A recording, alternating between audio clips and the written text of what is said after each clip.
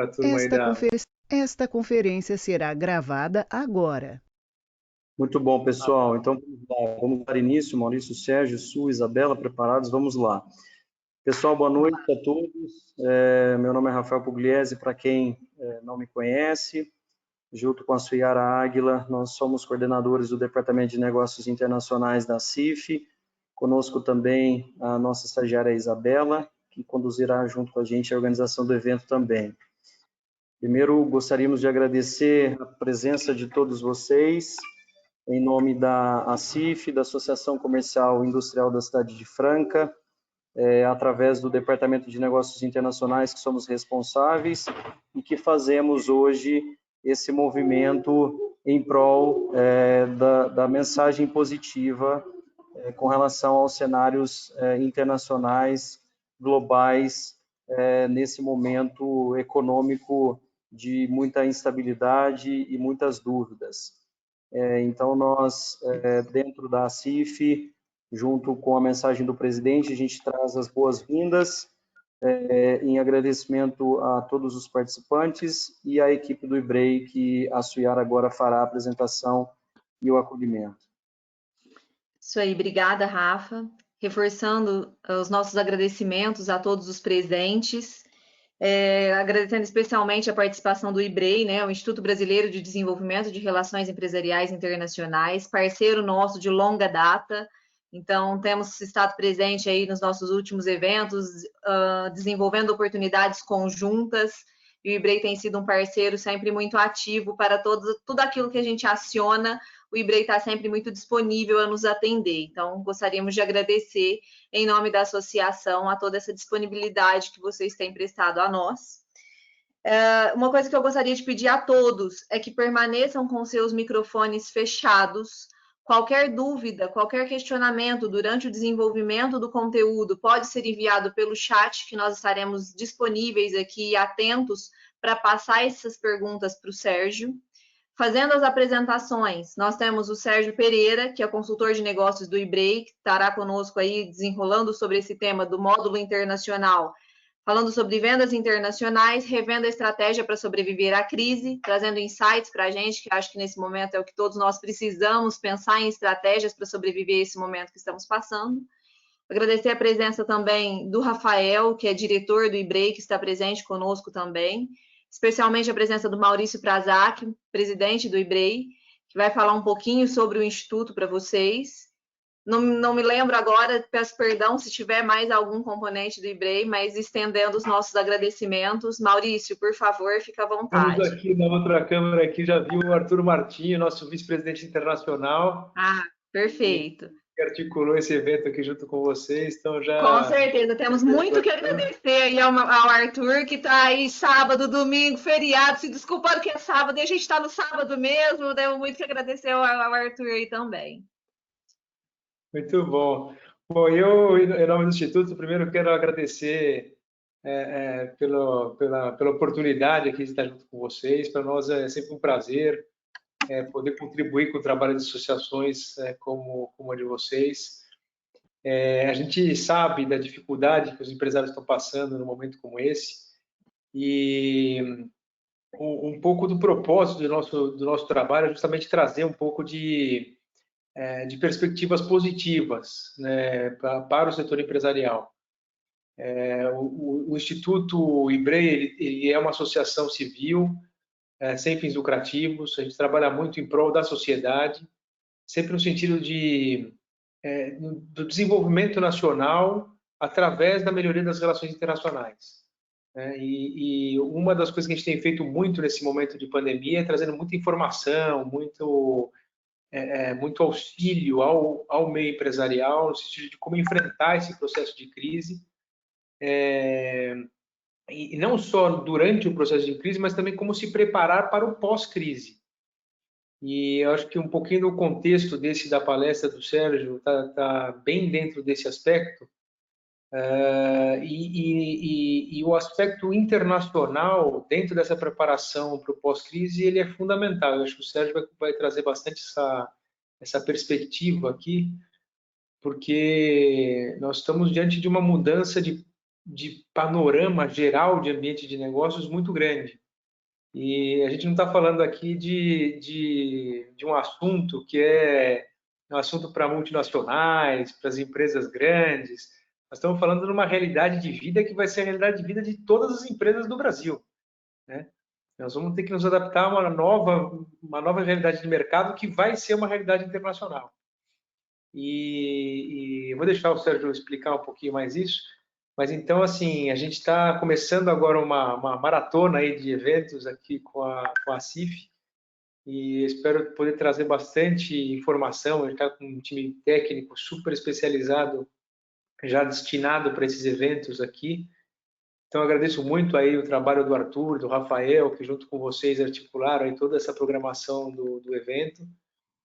E desejo aí um bom evento a todos. Eu vou estar aqui durante o evento batendo uma bola aqui com o Sérgio e pegando as perguntas de vocês. Então, reitero o que a Silvia falou para quem entrou depois. Vão colocando as perguntas aqui no chat e aí durante o evento mesmo a gente já vai conversando com o Sérgio. Ele já até adiantou que ele gosta que as perguntas sejam colocadas ao longo da exposição, então não precisa esperar para depois. Tá? Então, se vocês forem tendo perguntas, já vai colocando aqui no chat que a gente já vai automaticamente discutindo sobre os assuntos. Vou tentar fazer uma conversa bem dinâmica, bem solta e que seja bastante instrutiva para todos. Então é isso, e eu abro a palavra para o Sérgio aí para começar as suas exposições. Beleza, Maurício, obrigado. Toda a equipe da CIF, eu só posso agradecer a gentileza de me receber. E, sem mais delongas, vamos trabalhar, porque não dá para esperar um minuto sequer. A crise não está nem batendo na nossa porta, né? Ela já entrou e já se instalou. Então, a conversa que eu trouxe para vocês hoje aqui, ela é extremamente prática. Eu não sei classificar se ela é otimista ou não. A gente vai chegar à conclusão sobre isso lá no final, mas eu trouxe realidade, muita realidade. Alguma visão com base naquilo que a gente já fez no passado, nós como empresários, tá? Eu me coloco nessa mesma categoria de vocês, sem nenhuma distância entre a minha experiência, a minha vivência e a de vocês. A gente está falando aqui de igual para igual. E definitivamente não estou aqui para ensinar absolutamente nada para ninguém, ok, pessoal? A gente só vai compartilhar experiências, vivências e vamos ver se, esfriando um pouco a cabeça durante essa próxima hora, se a gente consegue observar alguma coisa bacana para sobreviver a tudo isso. Por que o nome Vendas Internacionais? Porque 99% dos nossos clientes estão lá fora. Então, só para começar a conversar. Tá bom? Vamos lá.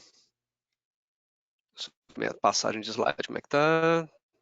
É bom testar a tecnologia aqui. Espera um pouquinho só, pessoal. Eu já gosto que o Sérgio tem essas frases de impacto, né? Porque isso é uma realidade, mas que pouca gente percebe, né? Quando você fala 99% dos nossos clientes estão lá fora, você fala, mas espera um pouquinho.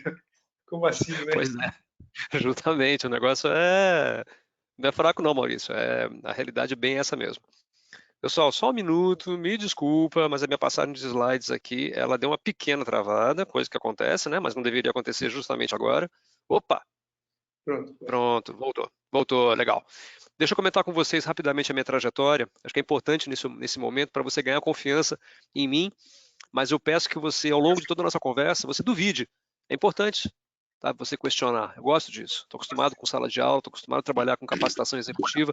Isso faz parte dessa discussão madura que a gente vai ter durante esses próximos minutos. Só para comentar com vocês, tá? Eu já comecei minha carreira faz um tempinho, só que comecei quantidade de classe já dentro da exportação. Depois eu evoluí e fui para a área de commodities minerais. Trabalhei algum tempinho fazendo exportação de commodities. Depois eu passei por um período de empreendedorismo, mas ainda na área de commodities, muito cedo, forçado a empreender, sei muito bem as dores, aonde aperto o sapato. Depois eu fui para a área têxtil, onde eu fiz gestão de exportação nessa empresa que vocês estão lendo aí, estão vendo, que é a Têxtil Tabacol, que infelizmente não existe mais. Depois eu passei para uma outra concorrente dela, mas no mesmo setor, fazendo a gestão também de exportação na área têxtil, basicamente tapetes e carpetes.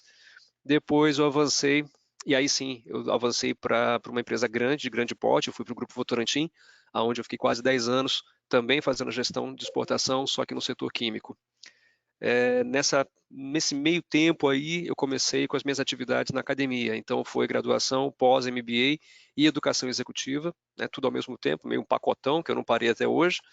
E já são, então, 17 anos compartilhando experiências e conhecimento. Em 2010, eu fiz uma parada na minha carreira, deixei de reportar para o ambiente corporativo, me voltei totalmente para o empreendedorismo e, finalmente, em 2018, eu acabei retornando para a área corporativa e hoje eu estou na DM. Hoje eu estou como gestor de contas estratégicas no setor de alimentos. Então já são 2 anos lá. E aí eu deixei essa bolinha no final de 2042, é quando eu pretendo me aposentar. Vamos ver, vamos ver. De repente eu estico um pouco mais, fico um pouco mais tempo do que isso. E pretendo continuar fazendo o que eu faço hoje, que eu fiz nos últimos 30 anos, que é trabalhar para exportar. O negócio é ganhar dinheiro lá fora, é que eu gosto de fazer negócio em dólar ou qualquer moeda estrangeira. Essa é a minha praia. Pessoal, antes de mais nada, deixa eu tranquilizar todo mundo sobre uma coisa, tá? O mundo não vai parar, mas não vai mesmo, não vai parar. Então, o que vai acontecer? Isso é fato. O mercado vai encolher, e eu vou dar números agora. Então, nós saímos de um giro global de 20 trilhões de dólares de exportações, e isso vai cair para 17, vai cair para 16, ninguém tem o número exato, mas deve ser alguma coisa em torno disso.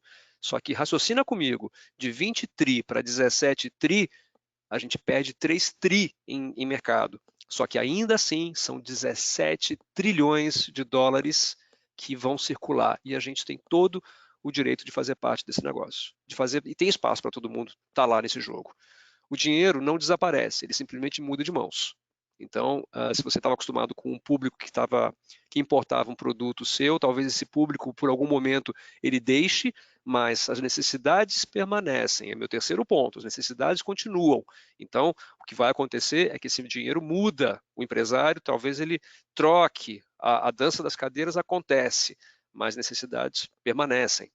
E o mercado mundial segue vivo e vai continuar vivo, porque tem uma máxima que a gente defende, que é o seguinte: é impossível um país viver sem o fornecimento de alguma coisa que venha de outro país. Isso é impossível, não existe essa possibilidade. É só uma questão de a gente lidar um pouco, durante algum tempo, com essa situação muito estranha que ainda está sendo montada. A gente não tem ainda o pico, nem o ponto mais alto dessa crise toda, não tem. Mas, ainda assim, a gente é obrigado a trabalhar com cenários. O que eu trouxe para vocês aqui foi discutido com um cliente meu, um cliente do varejo brasileiro, e a gente também está trabalhando, além do varejo brasileiro, trabalhamos a internacionalização dele, uma expansão pela América Latina, e juntos nós chegamos a essa conclusão aqui, que eu vou compartilhar com vocês e vou explicar essas três faixas. A primeira é o primeiro cenário, ele é o mais pessimista de todos. Então, começa aqui no canto esquerdo, em vermelho, e você vê que vai ficando um pouquinho lá para o verde, lá no final do ano. Significa que a pior fase da crise, ela começa a terminar, digamos, ali por agosto, setembro. Então, quando começar o último trimestre do ano, a coisa começa a respirar, mas só vai voltar à normalidade lá no meio de 2021, que é quando tudo fica azul. No segundo cenário, a fase mais aguda da crise, ela termina ali por volta de agosto. Então, a gente vai ter ainda um segundo semestre de recomposição, aquela coisa de contar um pouco o que caiu, o que quebrou, e talvez por fevereiro a situação já esteja quase que normalizada. E, num cenário mais otimista de todos, isso tudo, a fase mais aguda, terminaria agora em junho, julho, e a gente teria um período até setembro, outubro, sabe, para botar a coisa um pouco em ordem, e começaria o ano já quase que de volta à normalidade. Minha gente, o tempo está passando e a gente viu que, e nós estamos vendo, acho que vocês concordam comigo, que essa terceira linha, que é o quadro mais otimista, o cenário mais otimista... Já está quase utópica, né? Oi, pode? Oi? Hoje em dia já está quase utópica, né? Já virou utópico, infelizmente. E só para vocês saberem, eu tive que discutir isso aqui com eles para eu discutir internamente o que fazer com as minhas vendas, porque eu estou sentado em cima de matéria-prima, muita matéria-prima. E essa empresa é uma empresa do varejo que está de portas fechadas. Então a gente tem que tratar de forma realista.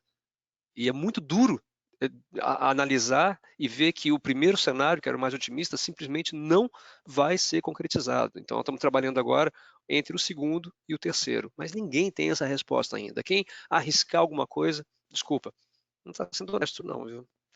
Muito bem, pessoal. Eu sempre gosto de localizar a gente no tempo e no espaço, todos nós como brasileiros, é importante fazer isso, e eu chamo isso de infantaria internacional. Ou seja, quem de nós, do meio empresarial, dá a cara para bater lá fora? Vamos transformar isso em números? Eu acho que é legal. Vamos lá. Esse número aqui está errado, tá, pessoal? E eu não tenho nenhuma preocupação em acertar até a última casa decimal, porque ninguém tem esse número correto. Mas o fato é que o Brasil é um país de aproximadamente 12 milhões de CNPJs. E aí, como CNPJ, vai de tudo, vai da pequenininha até o grande grupo empresarial. Isso mostra, na minha leitura, que é um país de empreendedores, definitivamente. Agora começa a ficar mais interessante. Nós somos um país de 330 mil indústrias, ou seja, nós temos uma capacidade industrial de transformação pesada, pesada. Não é qualquer país que tem um exército desse para contar, tá? Definitivamente não. Agora, nós temos 48 mil importadores e eu imagino que quem esteja participando hoje aqui, em algum momento pode olhar de cara feia para quem importa. E eu não vou tirar a tua razão.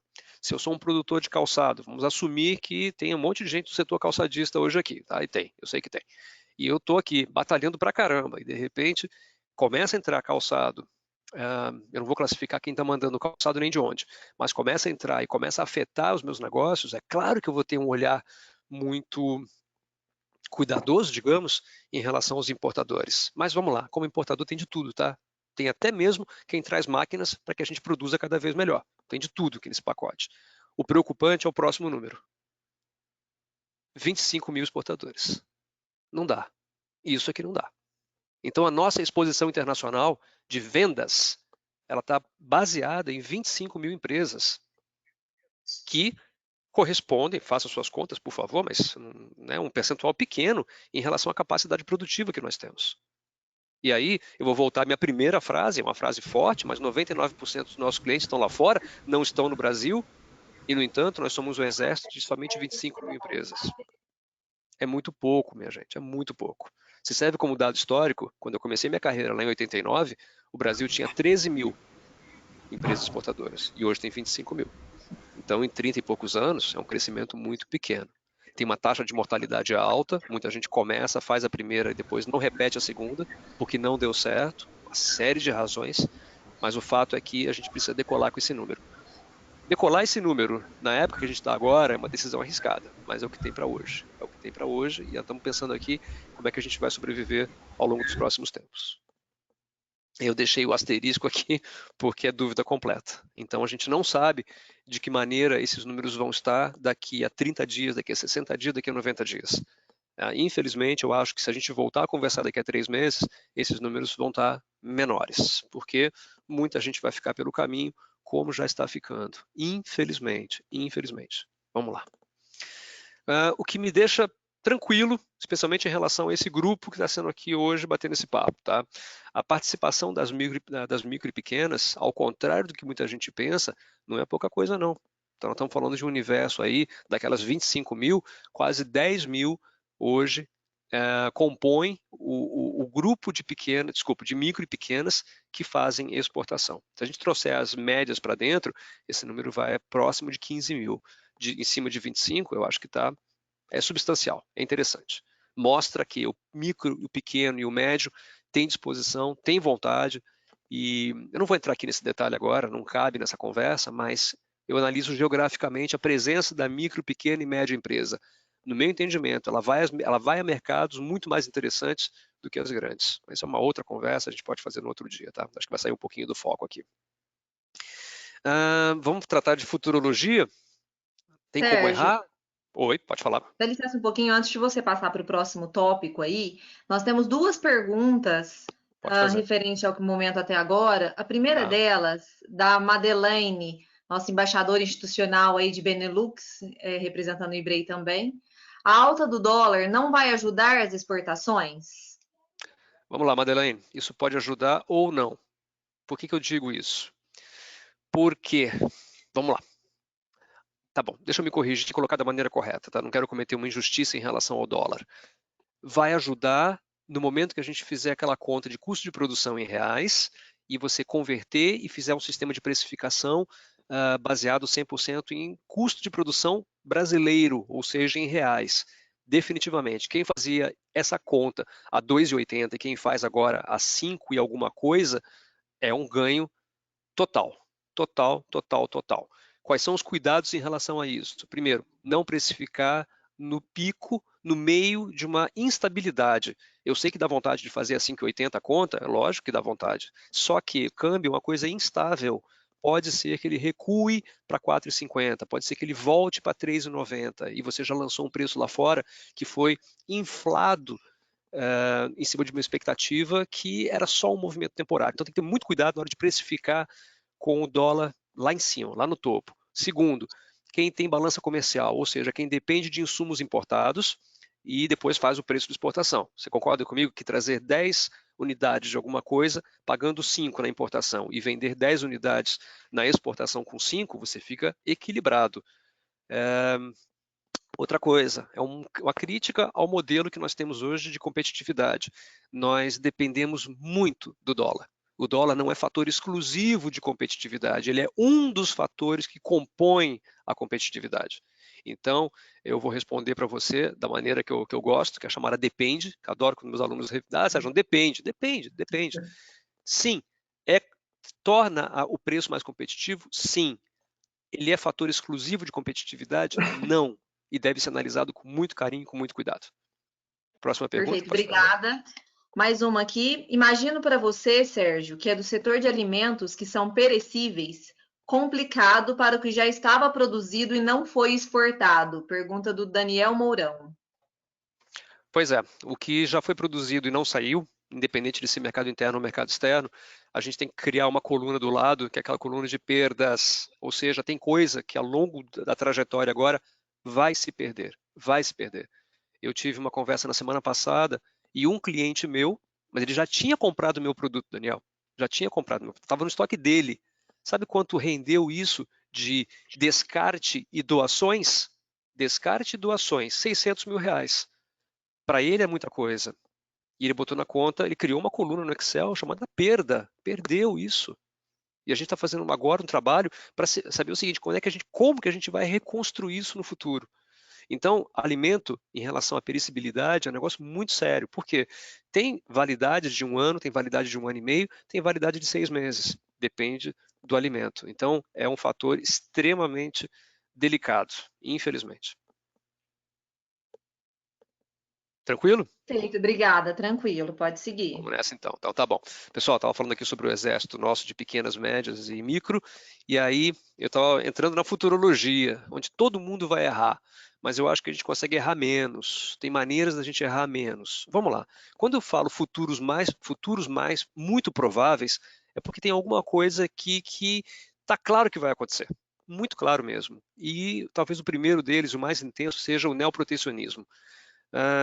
Todas as crises que a gente viu nos últimos anos, todas elas, Primeira Guerra Mundial, crise da Bolsa de 29, Segunda Guerra Mundial, crise do petróleo, 73, crise da dívida externa de 82, dos países do terceiro mundo, vamos lá, crise 94, México, 97, Ásia, 98, Rússia, 99, Real, Brasil, 2000, crise do .com, 2001, Torre Gêmeas, acho que não faltou ninguém, né?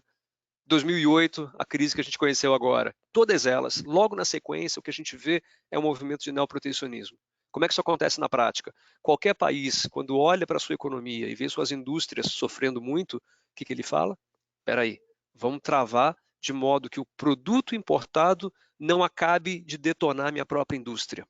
Então, eles aumentam o imposto de importação, criam barreiras técnicas, as mais diversas, para que o produto importado não afete tanto a minha indústria local.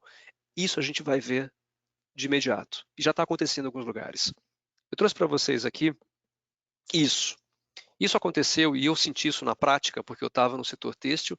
Logo depois do ataque às Torres Gêmeas, eu fazia negócio com os Estados Unidos. Eu consegui exportar tapete para lá. E eu lembro de dar de cara com esse tipo de coisa aqui, que hoje vai acontecer igualzinho. Tenho certeza. Se não aconteceu, vai acontecer em breve. Especialmente com o Trump no comando. Então, isso é a mensagem que os americanos mandam, mas de uma maneira geral, todo mundo está mandando. Semana passada eu fui à cidade de São Paulo, eu moro no interior de São Paulo. Eu fui à cidade de São Paulo, furei o isolamento, né, pessoal? Pode puxar minha orelha, mas eu fui tomar vacina contra a gripe. E eu vi já alguns anúncios dizendo o seguinte: compre do seu bairro, compre do mercado local. Essa microdivisão, essa regionalização extrema, ela já está acontecendo. Isso não chega a ser protecionismo, é só um trabalho de proteção, que é diferente de protecionismo. Então, preparem-se, porque a gente vai encarar isso daí. Para quem vai vender, não vai ser fácil. Não vai ser fácil. A gente vai ter que entrar em locais ou bater em algumas portas aonde vão dizer, pô, mas eu estou tentando preservar a minha indústria local. Então, exige mais e mais de nós, que somos os vendedores. Um pouquinho mais de futuros muito prováveis. Eu acho que isso aqui, inclusive, Sérgio, isso deve ser alguma ação da prefeitura aqui, viu? Porque eu estava vendo isso daí muito espalhado na cidade. A Ilha Mídia estava em todos esses elevadores e postos públicos. Exato. Eu acho que deve ser alguma coisa, inclusive, patrocinada pela prefeitura. Exatamente. E aí, Maurício, a gente sai do microcosmo, né? Vamos lá, estamos falando da municipalidade. Isso vai crescer, isso estende-se. Né? O governo federal, ou todos os governos federais do mundo inteiro, estão agora contabilizando as perdas e já prevendo o seguinte: como é que eu perco menos no futuro? Uma das maneiras é valorizar o que eu tenho em casa. Então, infelizmente ou felizmente, eu vejo um monte de oportunidades se abrirem aí, mas a gente vai conviver com isso em breve. Dentro dos futuros prováveis, eu acho que o que eu escrevi aqui ninguém duvida. O dado que eu vou passar para vocês é fresquinho, fresquinho, fresquinho. Isso eu peguei na The Economist ontem. As exportações chinesas em abril, agora de 2020, que acabou de fechar o mês, elas já são 3,2% maiores do que abril de 2019. Eu repito, as exportações chinesas do mês de abril de 2020 são 3,2% maiores do que de abril de 2019. Ou seja, a China lidera o processo. Eu não vou dizer que o vírus é chinês, não vou questionar nada. Eu estou trabalhando com fato só. O fato é que a China sai ou vai sair de tudo isso da mesma maneira que os Estados Unidos saíram da Segunda Guerra Mundial. Bem, muito bem instalados. Muito bem instalados. E aqui tem um aspecto só que eu vi numa análise interessante da Apex. Esse número nós vamos precisar dar uma revisitada nele daqui a pouco, porque algo que alavanca muito essa posição da China é por conta das questões de produtos relacionados à questão de área médica e de proteção à saúde, né? Porque aconteceu que a China se preparou muito para isso, passou a crise lá, o resto do mundo está em crise e eles estão exportando porque é o único país que não está precisando. Perfeito, né? Perfeito, concordo plenamente. Então, a gente não sabe ainda se esse crescimento das exportações está relacionado ao mercado como um todo ou se está muito alavancado por conta dessa situação específica, né? Exatamente. Sim, concordo. Acho que a gente vai ter um panorama melhor ao longo dos meses, aí a gente vai poder analisar melhor o que foi vendido mesmo e se esses números se mantêm. O fato que a gente não pode negar é que eles têm capacidade produtiva, têm dinheiro para comprar matéria-prima e tem gente para poder fazer tudo o que precisa. Acho que quanto a isso não tem nenhuma dúvida, né? Isso daqui é uma provocação para todos, é muito filosófico, talvez muito... não vai chegar à nossa realidade agora, mas eu vou deixar preparado já o terreno, tá? Vocês vão lembrar disso em pouquíssimo tempo. A expansão chinesa. A expansão dela não é somente do território vender produtos, não. Ela se expande se alongando através do território. O projeto chama-se One Belt, One Road, que é a expansão territorial via a Rota da Seda, aquela mesma que levou Marco Polo para lá e foi o fundamental para a gente entender comércio internacional como a gente conhece hoje. Então a China, ela passa a investir, aí está o mapinha com tudo muito claro, ela passa a investir produtivamente em direção à Ásia Central. Então, minha gente, daqui a pouco nós estamos vendo produto encostando aqui, made em Cazaquistão, feito no Uzbequistão, feito no Quirguistão. Por quê? Porque as fábricas chinesas estão se deslocando. Não vou conseguir te explicar agora porque não tenho acesso a isso, acho que pouca gente tem as razões pelas quais ela está fazendo isso, mas o fato é que isso está andando desde 2013, então o projeto não é novo, só que eu tenho certeza que após o que tudo está acontecendo agora, isso aqui vai tomar um corpo, vai tomar uma velocidade muito grande. Isso aqui traz uma outra coisa, logo na esteira, que é o aprofundamento do reshoring. Esse reshoring, vamos encarar da seguinte forma. Lembra do offshoring? Ou seja, eu passo a trazer de fora aquilo que eu poderia fazer aqui dentro?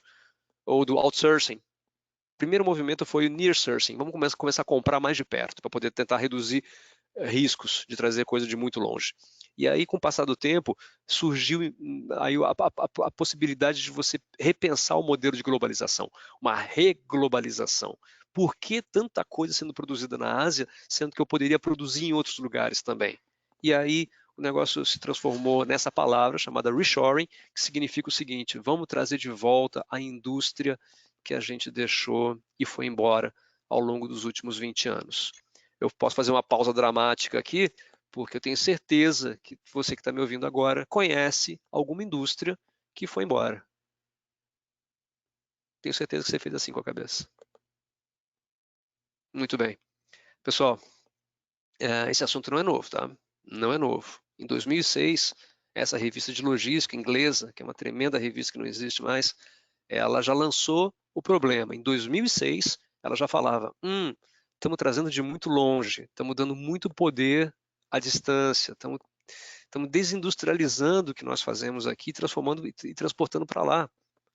E aí, nessa época, foi só o closer to home. Vamos tentar comprar um pouco mais perto de casa. Mas o negócio depois avançou. Em 2013, a The Economist já deu uma matéria muito interessante sobre isso. Vamos começar definitivamente a trazer de volta para casa? Então o assunto não é novo. Nós estamos em 2020 constatando um problema que muita gente já tinha observado há tempos. Infelizmente está um pouco tarde para a gente chorar o leite derramado. Boa parte da nossa capacidade produtiva fechou ou foi substituída.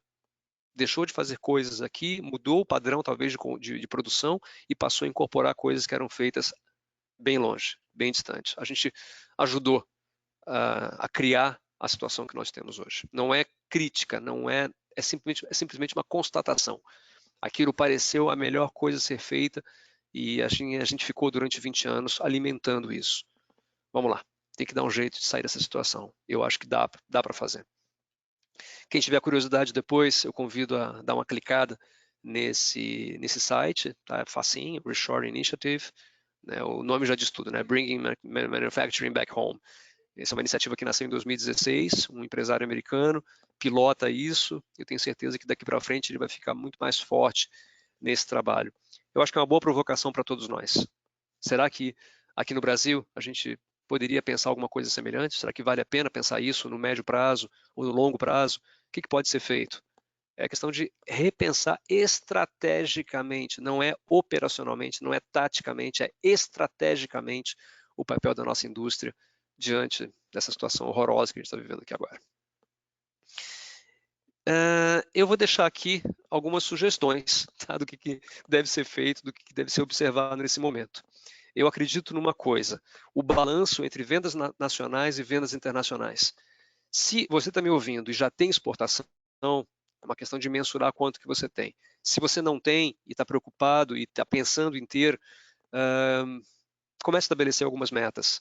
Eu acredito num balanço 70 Brasil, 30 mercado internacional. Já está de bom tamanho para começar. Mas você não vai atingir do 0 a 30 em poucos meses. Não, isso vai crescendo aos poucos. Mas o mais importante é manter sempre esse olho, esse olhar, para não concentrar 100% no mercado brasileiro, que eu sei que é uma vontade, bate um mercado tão grande, tão desejado quanto o mercado brasileiro, mas se possível, vamos tentar dar uma equilibrada nisso. Outra coisa é a balança comercial. De novo, a questão cambial. Se eu só tenho importações de maquinário, matéria-prima, o que quer que seja, e eu trabalho em cima de $1,05, isso pesa no bolso, fica caro. Não é pouca coisa. Agora, se eu tenho esse movimento de importação de maquinário, matéria-prima ou insumos, que seja, mas eu tenho um volume semelhante de exportações, é o que os economistas, alguns não gostam de falar, mas que nós trazemos assim, é um hedge natural. Então, se o dólar for a 5,80, a 6, ou se ele recuar a 4, se eu tiver um movimento de compra e venda relativamente balanceado, eu sofro menos com o impacto cambial ou com a ausência de política cambial. Nós não temos política cambial no Brasil, como não temos política industrial também. Então, temos que, infelizmente, viver esperando o que vai acontecer no dia seguinte. A terceira coisa que deve ser observado por todos nós, diversificação de mercados. E aí eu não vou falar da diversificação só entre Brasil e o exterior. Eu vou me aprofundar um pouco mais. Se você já tem um fluxo comercial com um país só, pense em ampliar para 3. Se você tem com 3, pense em ampliar para 6 e assim vai. Quanto mais diversificado, menor o impacto, mais chances a gente tem de sair bem dessa situação. Finalmente, o grau de complexidade na cadeia de suprimentos é super importante. Não adianta nada a gente fazer um esforço de vendas, seja a remoto agora, seja presencial amanhã, se a cadeia atrás da gente não está dando conta e a gente não consegue produzir aquilo que a gente está provocando na venda. Então, a primeira coisa, olha para trás, vê se a cadeia está legal, se estiver bem organizada, eu acho que isso dá cimento, isso dá base sólida para o esforço de vendas que vem logo na sequência. É uma questão aqui que eu tenho colocado bastante, né?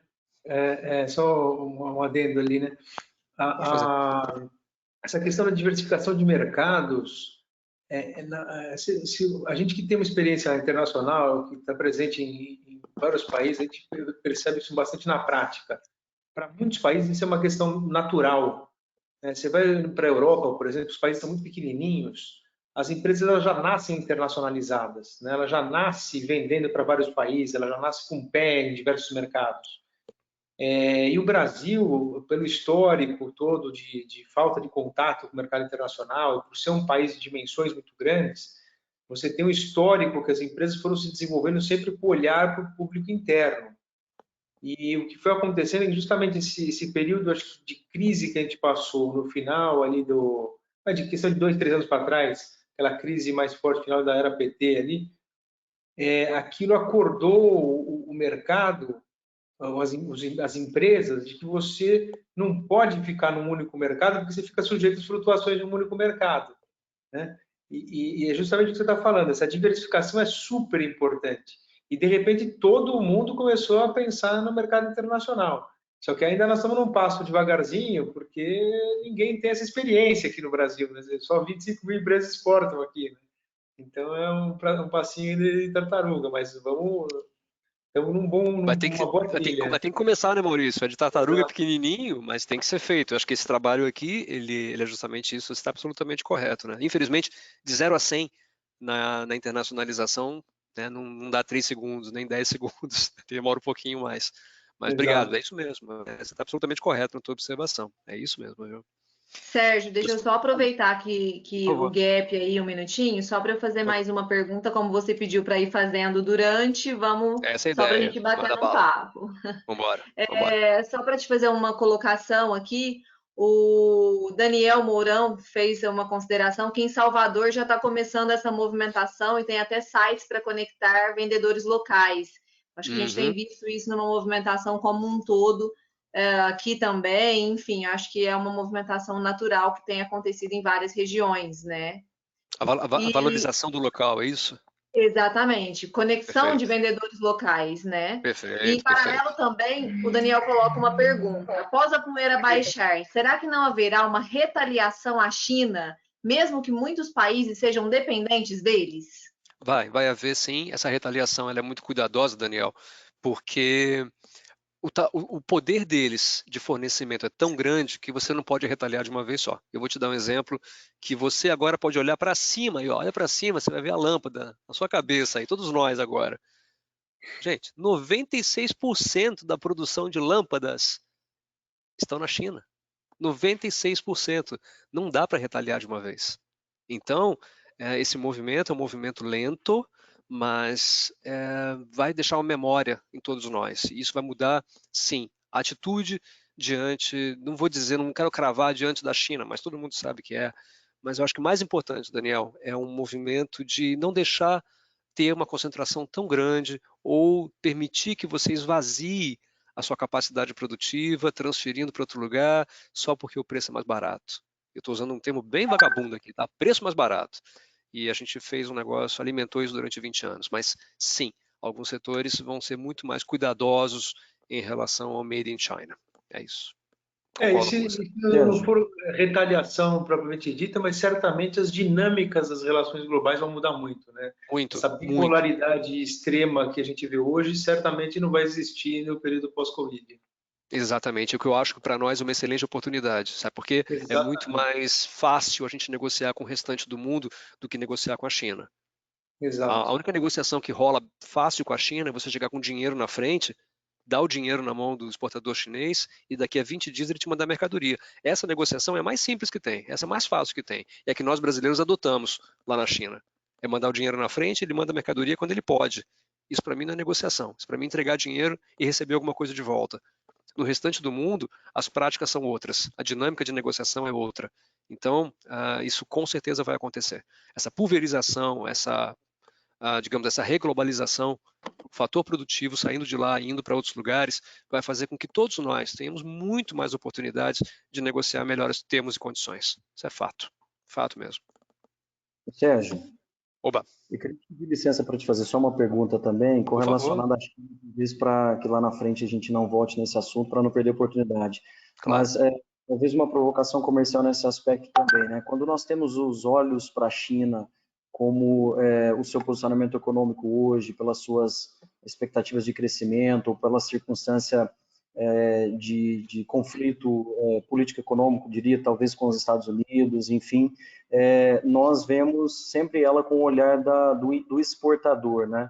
Mas como é que você entende e vê a China também como potencial importador? E eu falo isso tentando fazer também uma alusão ao nosso setor do calçado, onde a cidade de Franca hoje, por exemplo, preza, e eu acredito que esse seja um dos grandes apelos do valor agregado, do produto manufaturado, né? E que também possa ter um público de consumo chinês. Então, com todo esse cenário de retaliação por um lado, de crescimento exponencial das suas exportações, dessa expansão produtiva para os outros países asiáticos e que vão aproveitar, sim, essas circunstâncias sociais, enfim, mas como é que você vê a China como potencial mercado consumidor para os nossos produtos brasileiros, excluindo um pouquinho esse outro lado do comportamento, né, do chinês no seu relacionamento, mas vendo eles realmente como mercado potencial? Você enxerga isso? Acredita que isso é possível? Não. Eu vou explicar agora, eu vou terminar o meu não. É um não incisivo, muito incisivo, mas eu digo não. Não em que sentido? A China é um destino que todo mundo sonha com ele. Quem não sonha com 1,3 bi de gente, de potencial mercado, com uma classe média que deve estar hoje em torno de 600 milhões de classe média? Nada mal, né? Nada mal. Todo mundo sonha com isso. O ponto é, dá para chegar? Isso é viável? Isso é factível? Talvez seja quando você está falando de mega escala. Mega escala.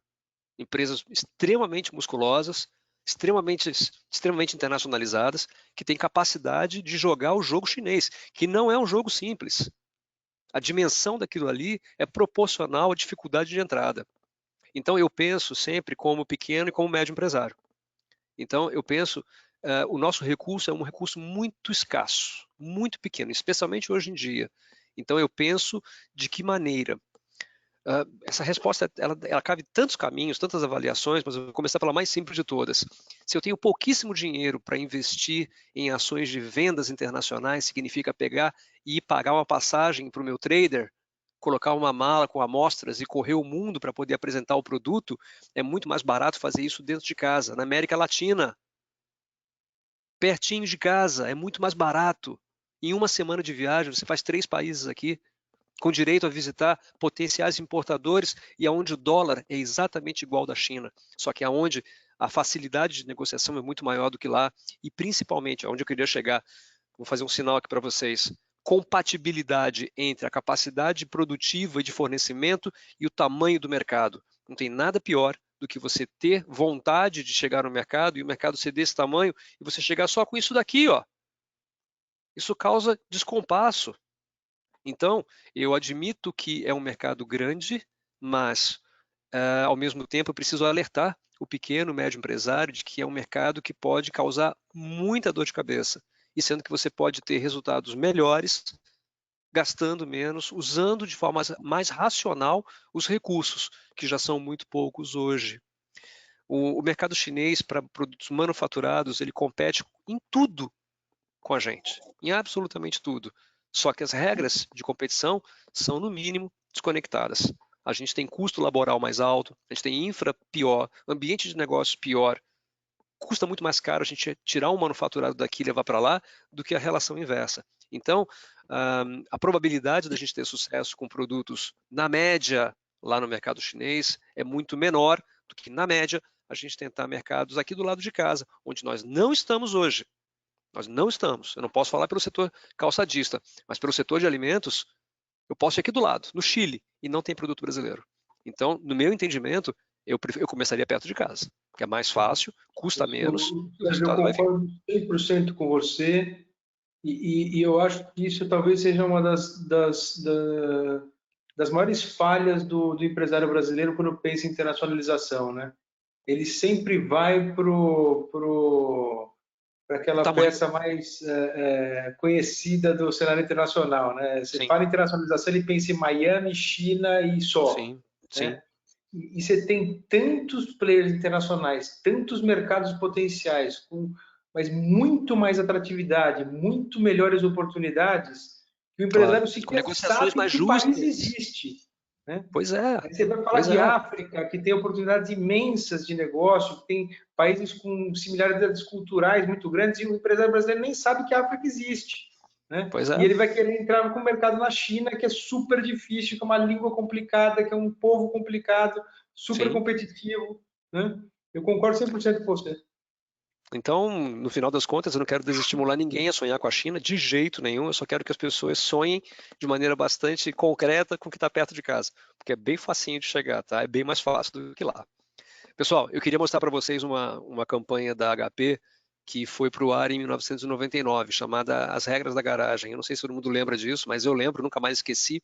Isso foi um convite que a HP fez, através da CEO da época, de retornar às origens. Ou seja, vamos voltar para a simplicidade, porque é onde está a maior chance da gente ter sucesso. Então vamos pensar de maneira bastante simples, ou seja, vamos voltar para a garagem aonde nós nascemos. Eu trouxe para vocês aqui rapidamente quais são as regras da garagem de 99, e eu acredito que ela se encaixe muito na nossa realidade de hoje. Então, primeiro, acredite que dá para mudar. 2, trabalhe rápido, desbloqueie as ferramentas e trabalhe sempre. 3, saiba quando trabalhar em grupo ou sozinho. 4, compartilhe ideias e ferramentas e confie na sua equipe. 5, sem política, sem burocracia na garagem, isso não faz o menor sentido. O cliente define quando a coisa está boa. As ideias radicais nem sempre são as piores. Vamos trabalhar de formas diferentes. Acho que hoje já estamos dando um exemplo disso, né? Vamos fazer uma contribuição por dia. Se não contribuir, nem deixa sair da garagem porque não valeu a pena. Acredite que juntos a gente consegue mudar tudo e não deixe de inventar um minuto sequer. Eu passei rapidinho pelas regras da garagem, esse material depois fica com vocês, eu convido que vocês pensem isso com muito carinho, mas eu queria passar rapidinho para a gente entrar nas nossas regras da nossa garagem, que eu acho que é muito legal também. E aqui eu não sou dono da verdade, eu vou deixar isso aqui como sugestões. E eu estou me colocando no papel do pequeno e do médio empresário, até porque eu vivo essa realidade também.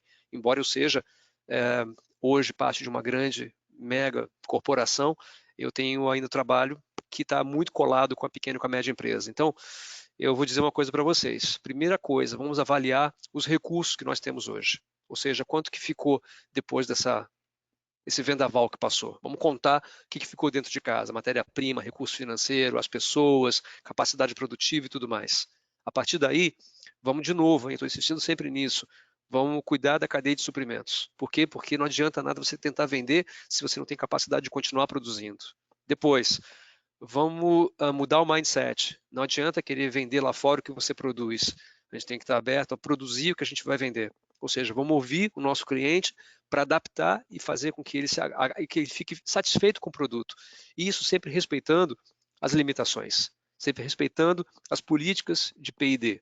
Também não adianta você dizer sim para tudo, tem que ter muito cuidado nessa hora. Vamos aprender a dizer não, é importante dizer não de vez em quando, nem tudo que pede a gente pode ou deve fazer, é importante ter limites também. Vamos abrir um mapa, minha gente, vamos abrir um mapa. O mundo é composto de 195 países, mais o Brasil, 196 no total. Então tem muito lugar onde a gente poderia ser e a gente vai ser muito bem-vindo. É uma questão de olhar o mapa e estabelecer um plano de voo. Esse plano de voo tem que ser um plano muito racional, tem que ser muito bem pensado e muito bem cuidado. Vou dar uma dica para quem já andou o mundo, para quem já visitou, para quem já vendeu. Se você já esteve antes, priorize esses. Se você já vendeu e não vende mais, esse tem que estar no topo da tua lista de bater na porta e voltar a fazer contato. Se você não teve, não vendeu, mas já houve um namoro, esse vem logo na sequência. E se você acredita, por alguma razão muito pessoal, que tem algum que vale muito a pena, coloca logo na sequência. É importante ter um racional, ter um plano de trabalho nesse momento.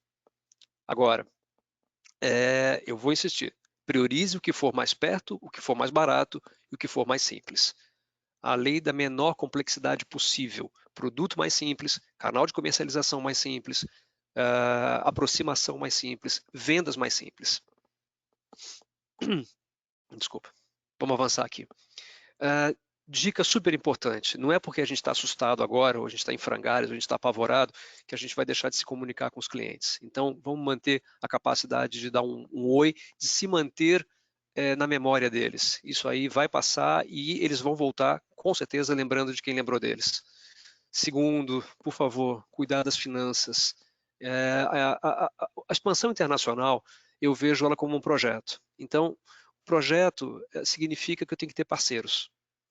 É errado a gente achar que vai buscar investidor só para decolar com uma linha de produtos nova ou alguma coisa do gênero. Não, a própria iniciativa internacional, ela pode ser tão disruptiva, ela pode ser tão fora da casinha, que isso justifica a entrada de alguém nesse novo negócio. Então, eu adoro pensar que não falta dinheiro, falta projeto. Dinheiro sobra. O que está faltando é projeto para que ele se sinta confortável para ter aquele raciocínio simples. Eu prefiro colocar no seu projeto de exportação do que colocar no banco. O seu projeto me chama mais atenção. Eu vou ganhar mais dinheiro com você do que se eu deixar isso na poupança ou em qualquer aplicação. Então, vamos encarar a estratégia internacional como um grande projeto. E vamos buscar recurso, porque recurso tem abundância. Vai por mim, isso é verdade. Super importante, vamos pensar no dinheiro dos outros. Nesse mesmo momento que a gente está conversando aqui agora e tem essa sensação de que acabou o recurso ou de que está muito próximo do fim, o mundo inteiro está passando pela mesma situação. Se eu quero vender e a pessoa de lá quer comprar, em algum momento a gente vai ter que pensar o seguinte, como é que eu faço para isso acontecer? Se eu sou naturalmente conservador e só faço negócios pedindo dinheiro na frente, pode ser que em algum momento isso tenha que ser revisto. Ou seja, a gente tem que estar preparado para conceder prazos ou negociar em cima dos prazos, que é diferente de conceder prazos. Mas o fato é que Trade Finance vai estar em cima da mesa o tempo todo, o tempo todo. Eu vou deixar como sugestão aqui, e é sempre ruim deixar como sugestão porque pode fazer sentido para uns e não fazer para outros, mas eu dividiria a ação de vendas internacional em 3 grandes pacotes, tá? 3 grandes partes. A primeira seria com pagamento antecipado. Aquela assim, 100% do dinheiro antes da produção, como o chinês faz com a gente.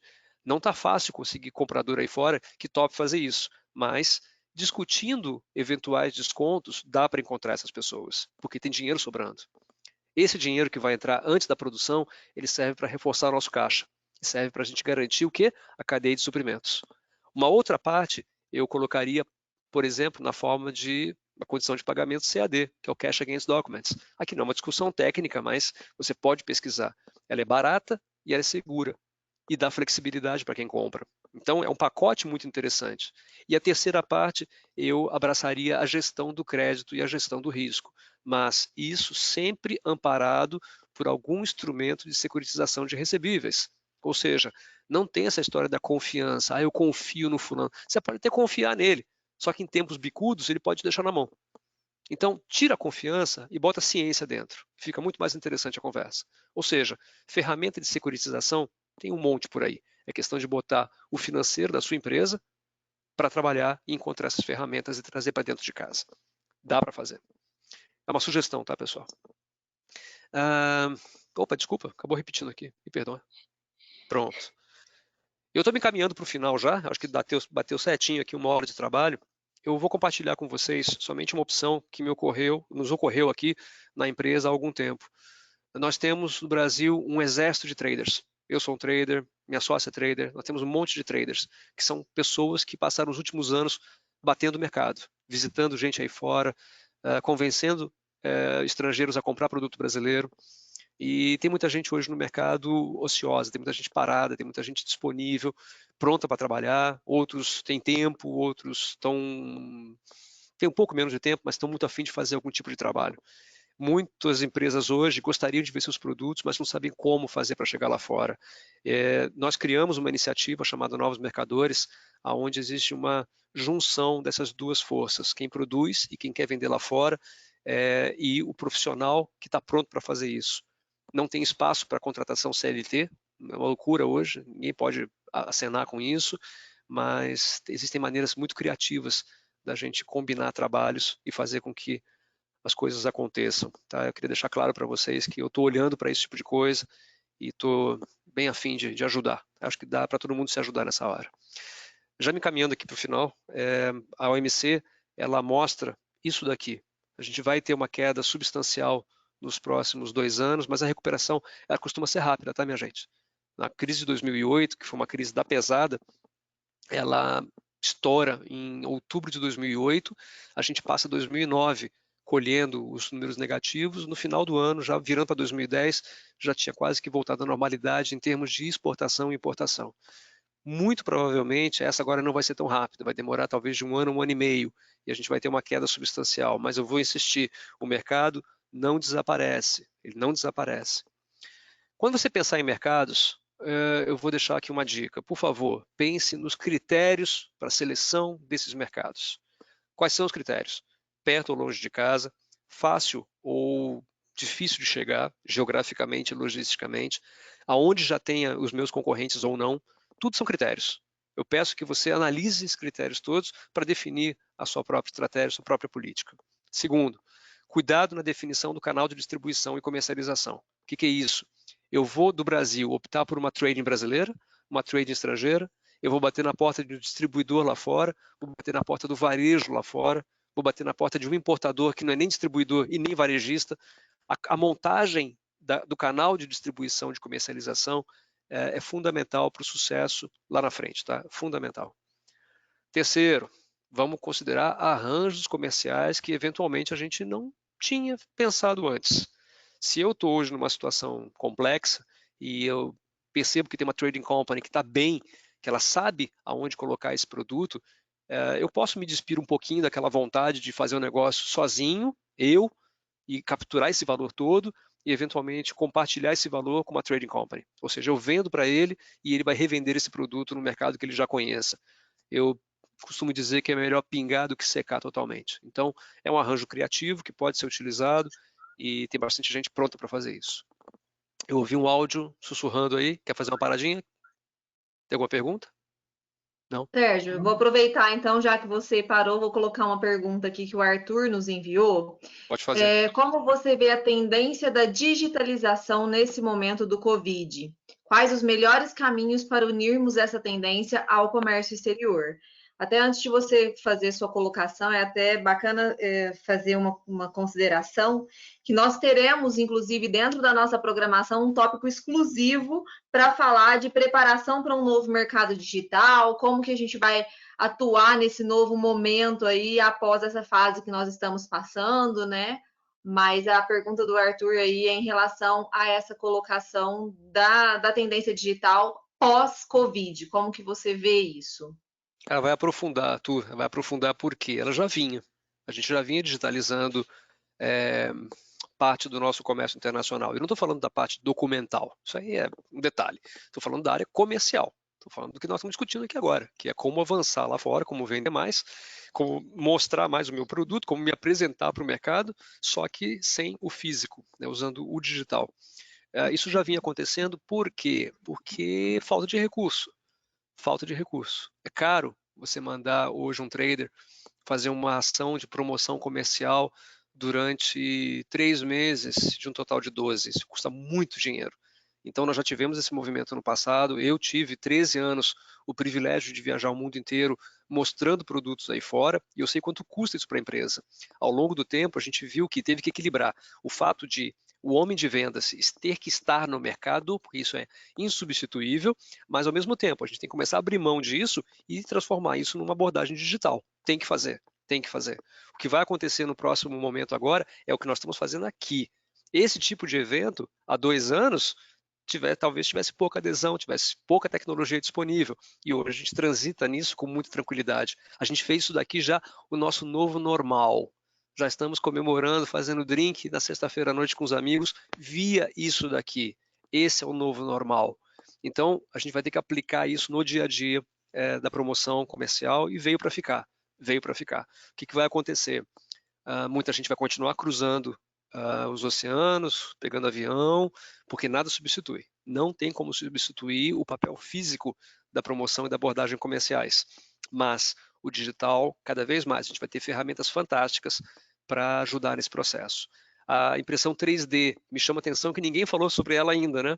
E eu sou fã da impressão 3D e ela vai vir para cobrir um gap que nós temos hoje, que é o seguinte: se eu produzo isso aqui, ó, isso aqui custa um dinheiro, para eu mandar isso fisicamente para vários mercados, para que eles testem isso lá fora, isso me custa mais 5 dinheiros, somente em remessas internacionais.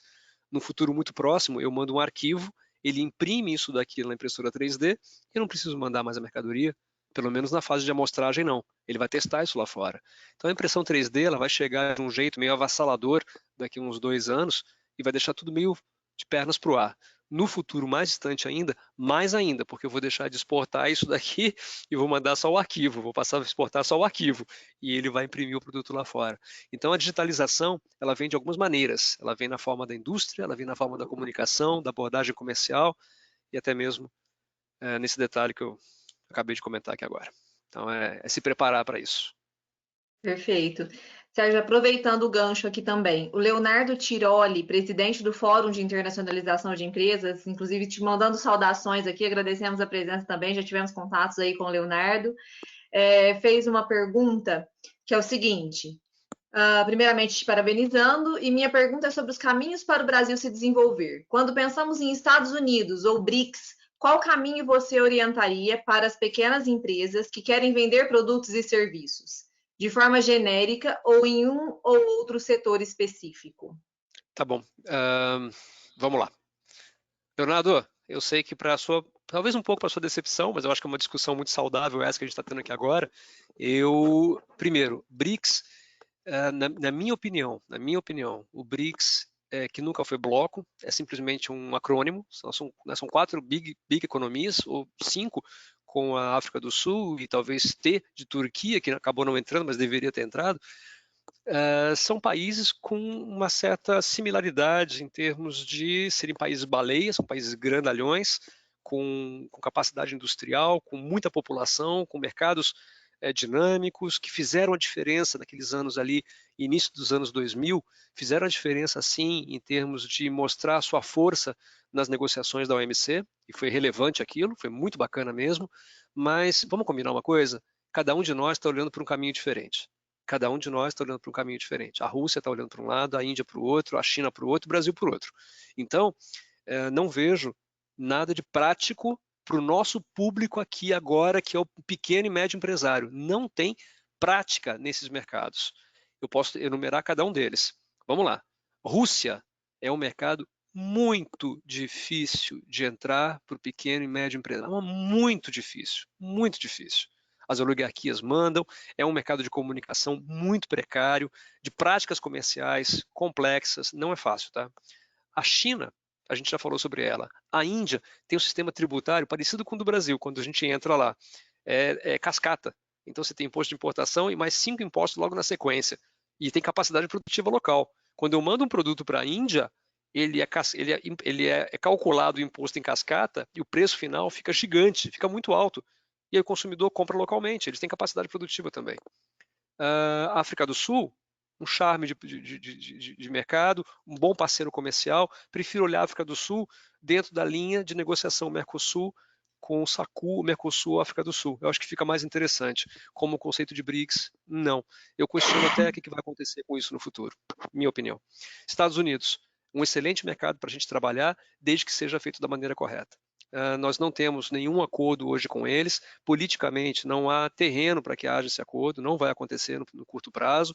Primeiro, nós temos que resolver a questão do Mercosul. O Mercosul é uma bola de ferro que a gente carrega nos pés. A gente não pode negociar sozinho, tem que carregar o Mercosul junto. O Mercosul junto não funciona, no meu ponto de vista, com o dinamismo que uma negociação dessa pede. Então, para a gente construir uma boa relação com os Estados Unidos, eu começaria com o SGP. Né, Leonardo, você já conhece a minha insistência em cima do assunto, que é um acordo que já existe e nós não utilizamos e não conhecemos, nós como empresários, e deveríamos conhecer mais. tem que pensar nos Estados Unidos em termos de médio prazo. Médio prazo significa o seguinte: de que maneira Brasil ou Mercosul vai negociar com os Estados Unidos ou com o NAFTA? E aí tem que voltar para Brasília, convencer o nosso Ministério das Relações Exteriores a montar uma agenda, porque não tem agenda nenhuma hoje. Então, o mercado americano hoje e nos próximos 2 anos, no meu entendimento, ele vai ficar muito por conta do mercado da saudade, que é o pequeno e médio empresário que vende onde tem brasileiro, Califórnia, Boston e Flórida, ou em cima de alguns negócios esporádicos e tudo mais, ou os grandes players. Eu trabalho numa empresa gigante que entra no mercado americano com o pé nas costas. Tudo bem. Então, eu sinto jogar uma água fria nessa análise, tá? Mas estou sendo muito realista. É a maneira como eu penso, pelo menos. Perfeito, obrigada, Sérgio. Acho que pode seguir aí a sua apresentação. Beleza, vamos lá. Próximo aqui, Trade Finance Rules, significa o seguinte: se a gente não pensar como financiar, ser financiado e financiar, eu acho que a gente vai ter dificuldades no futuro. Então tem que lidar com o dinheiro de uma outra maneira. Usar os nossos acordos. O Brasil tem poucos acordos internacionais, mas tem acordos. Então vamos mergulhar nesses acordos. Vamos entender quem são eles e de que maneira a gente pode tirar alguma vantagem disso. Se você não domina os acordos, não espere que o seu cliente lá fora conheça. Ele não conhece. Sai do Brasil para negociar lá fora quem domina a matéria. Então vamos voltar para dentro de casa, ver tudo o que o Brasil ou o Mercosul já negociaram, ver quais são essas listas de produto, aonde eu me encaixo, e aí vamos tentar fazer uma abordagem em cima disso. Lembrando que o acordo comercial ele é ganho de competitividade. Fala, Maurício, pode falar. Fazendo um parênteses aqui na questão de acordos comerciais, eu tive um call essa semana com o Ignacio Ibanez, que é o embaixador da União Europeia no Brasil, né? Assim, o andamento do acordo com a União Europeia, por incrível que pareça, ele está correndo assim a toque de caixa. Apesar do Covid e tudo, inclusive a perspectiva foi o contrário, que justamente pela falta de necessidade de deslocamento físico das equipes para fazer as negociações, acabou acelerando o processo das negociações. Então, eles conseguiram cumprir os prazos. O texto do acordo deve estar para sair agora nos próximos dias, o texto final. Vocês sabem que já foi feita a assinatura política, né, que foi anunciado bastante e tal, e ia sair aí o texto realmente do acordo e tal. E assim, é uma realidade que a gente tem conversado bastante já, a gente já fez bastante evento aqui sobre esse acordo, e é super importante, porque assim, é algo que daqui a pouco vai estar presente na nossa realidade. As empresas europeias estão acompanhando isso de perto. E assim, é um ambiente internacional que vai entrar na porta da tua casa, né? Porque eu estava até fazendo uma live ontem aqui falando sobre isso. Eu falei, o micro e pequeno empresário falou assim, não, o mercado internacional não é para mim, mas aí assim, você produz queijo, aí amanhã o queijo europeu vai entrar aqui no mesmo preço que o queijo brasileiro, você não se preparou, né? O vinho europeu vai entrar aqui no mesmo preço que o brasileiro, você não se preparou, né? E ao mesmo tempo, não é só coisa ruim, né? Ao mesmo tempo você tem um mercado inteiro que foi aberto para você e que você não estava olhando para ele, né? Então, é importante, você deu essa ênfase aí na questão de olhar os acordos comerciais, isso é super importante, principalmente nesse momento, porque, por exemplo, a Europa, ela está olhando os acordos comerciais como a principal saída para a crise. E o principal acordo comercial que a Europa tem hoje é o com o Mercosul. Então, assim, o foco da Europa para o acordo comercial com o Mercosul está imenso. Então, isso vai acontecer, as empresas vão entrar a fundo nisso. É importante a gente ter essa atenção, porque isso vai ser uma realidade daqui para frente, quer você queira, quer não. Pois é. Maurício, eu só vou levantar uma questão também, que me causa um pouco de dúvida em relação a esse acordo. Ele tem que ser ratificado, né, por todos os membros da União Europeia, e vai acontecer, vai dar uma longa discussão política lá. Você sabe que tem países que são mais reticentes do que outros, pode ter uma orientação política aqui e acolá. Vai ter que ser montado, se é que já não existe, as listas de produtos. E eu concordo com você, o apetite de venda do europeu é muito grande, ele está acostumado a ser expansionista no que se refere a comércio. E o mercado brasileiro é muito atrativo, pelo tamanho, pela baixa complexidade em alguns aspectos, então é muito bom vender aqui. As margens praticadas aqui sempre atraem quem trabalha lá de fora. só que tem que ser uma mão de duas vias. Então, nós brasileiros a gente tem que querer jogar lá também.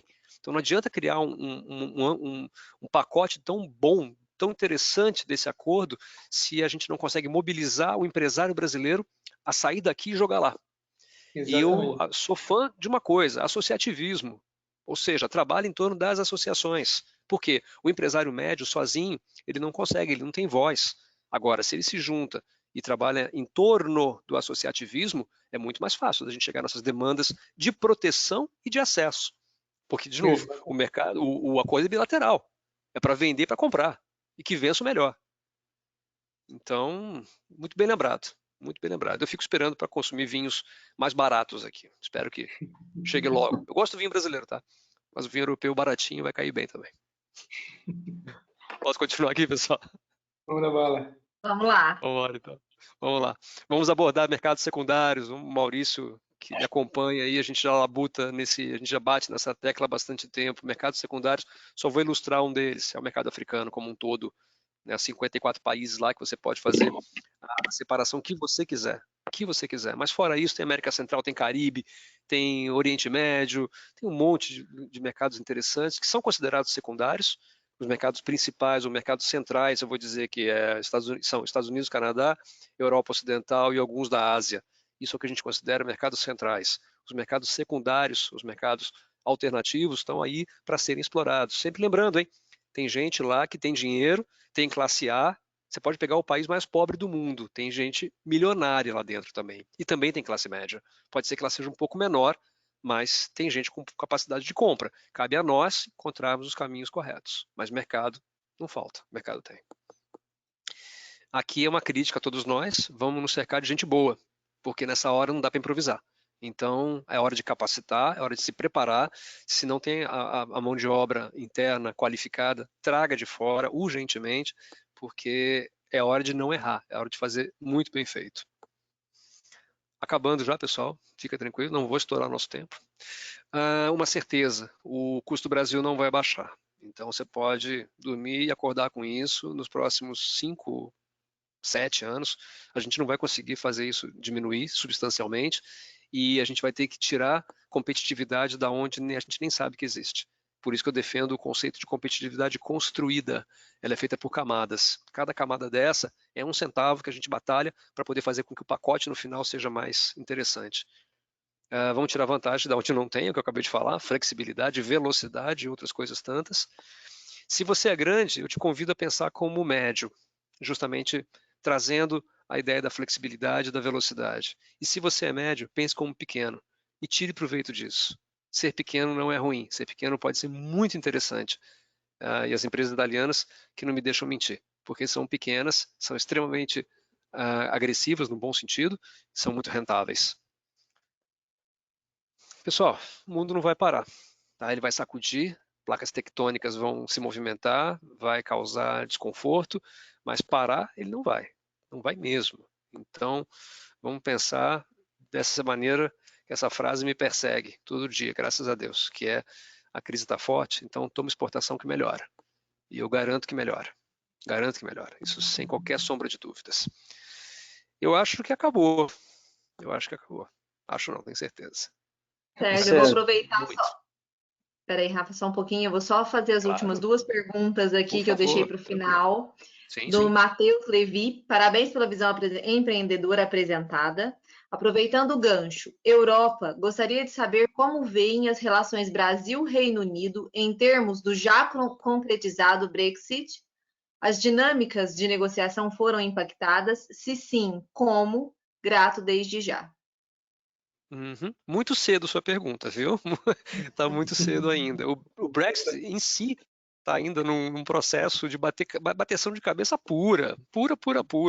Uma semana antes de despencar na nossa cabeça esse drama todo do Covid, eles já estavam discutindo uma série de aspectos entre eles próprios. Então tem muita incerteza no ar. Mas isso não significa que a gente não possa abrir linhas de negociação com os ingleses ou com os britânicos de uma maneira geral. E eu gosto muito, fiz muito bons negócios lá, inclusive vou deixar uma sugestão para você aqui. Para entrar em alguns países africanos, eu optei por trabalhar com ingleses. Por quê? Porque eles já tinham um passado colonizador ou não importa, mas já tinha um passado de muita fluência na África, e eu me dei muito bem trabalhando com ingleses. Eu vendia no papel para os ingleses e embarcava direto para a África, porque quem fazia negociação com os africanos eram os ingleses. Então, o inglês ele é muito bom de negócio, né? Não é à toa que eles tiveram uma presença espalhada pelo mundo durante tanto tempo. Eles sabem fazer negócio, sabem bem fazer negócio. Então, eu vejo com bons olhos o fato deles eventualmente não estarem na União Europeia, pensando não no esfacelamento do bloco, lá não é isso, mas no fato de a gente poder lidar com eles de forma separada.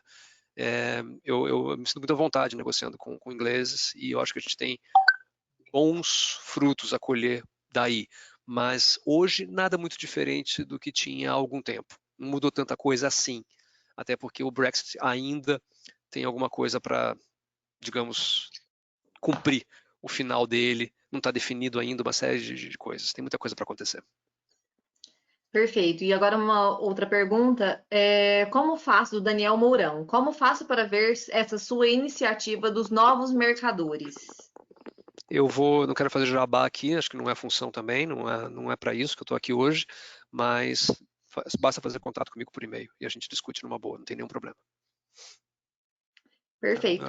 Eu vou só aproveitar o gancho aqui, que eu já deixo o Rafael falar também para a gente seguir para o final aí, claro. Mas te agradecer uma vez mais pela disponibilidade, pelo tempo, a participação de todos aí, eu gostaria de agradecer, reforçar algumas das coisas que você colocou em relação à importância da exportação. Nosso trabalho tem sido fortalecido sempre em levar para as empresas essa visão de que realmente a exportação não é um bicho de 7 cabeças, de que deve haver uma desmistificação sobre eu sou pequena, eu não posso exportar, eu não tenho potencial para isso, eu não tenho produto para isso, mas então a gente tem sempre essa nossa premissa de levar isso para as empresas.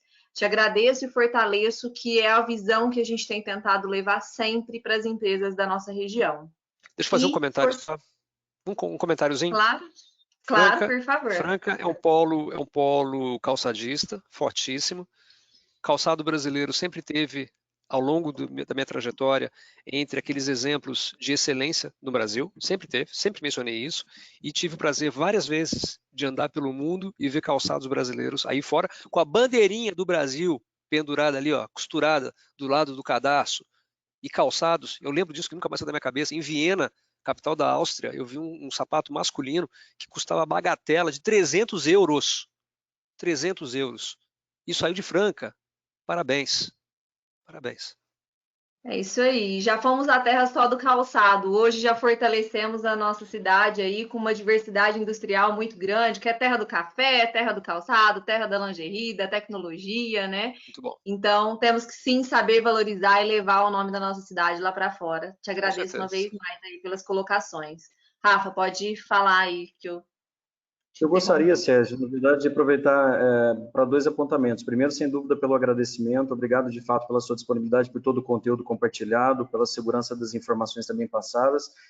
E também fortalecer esse papel das nossas, eu diria, entidades, né, ou instituições, porque, como a senhora bem comentou, o DNI na CIF e a associação, a CIF, ela vem nesse, eu tomo a liberdade de dizer, né, nesse minimalismo de iniciativas, mas que tem uma grandiosidade muito significativa, né? Então, a associação hoje ela vem junto com o IBREI desenhando essa provocação internacional para mercados muito distintos. O Maurício é testemunha desse movimento nosso que nós estamos fazendo recente em mercados muito diferentes, né? E diferentes eu aproveito para dizer dessa mesma analogia que você citou, essa talvez identificação simples que todo mundo faz aos Estados Unidos ou à China ou aqueles mercados que têm uma representatividade por serem grandiosos, né, mas que existem outros mercados mais próximos.